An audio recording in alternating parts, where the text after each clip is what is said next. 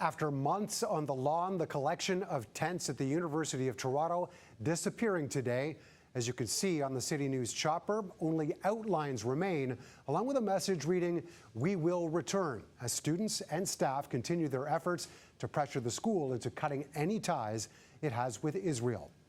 Good evening and welcome to City News. The 6 o'clock deadline for pro-Palestinian protesters to clear out their encampment from the University of Toronto's downtown campus has now come and gone, and so too have the demonstrators. Our Erica Natividad now joins us from the U of T campus, where protesters spoke about their decision to leave ahead of the deadline. Erica. Yeah, that's right, Mark. And they said that they left before that 6 o'clock deadline. They said they did it to, quote, protect our community. They wanted to avoid any potential police escalation. And certainly throughout the day, police have been taking to social media, really giving a warning and saying, listen, please leave. We do not want this to escalate. We do not want it to get, out of hand. And protesters within that encampment complying with that order. They spent the entire day dismantling their tents, taking down their signs, but they say that the fight is not over. Here's more from one of the encampment members. We didn't want to give the University of Toronto or the Toronto Police Services the satisfaction of brutalizing us, and that to be caught by every camera in the city. We're not here for violence. This is a peaceful encampment. We're only here strategically to have our 3 demands met.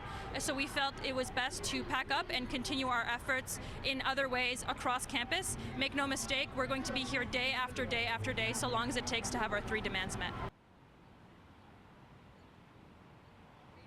Now, the injunction came down yesterday from Ontario's Superior Court of Justice, a judge ruling in favor of the University of Toronto and giving that 6 p.m. deadline.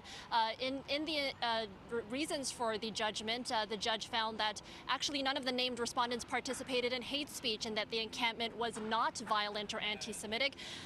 At the same time, the judge supported the university's argument of unrecoverable costs associated with the encampment and concluded that a person's right to freedom of expression does not give them the right to trespass. The injunction also does not restrain from protests, rather the erection of statues, camping, and blocking access, etc. So as I mentioned, police throughout the day were giving warnings via social media, encouraging or urging the protesters to leave to avoid any escalation. They have done that. The encampment is now clear with just those words, "We will return."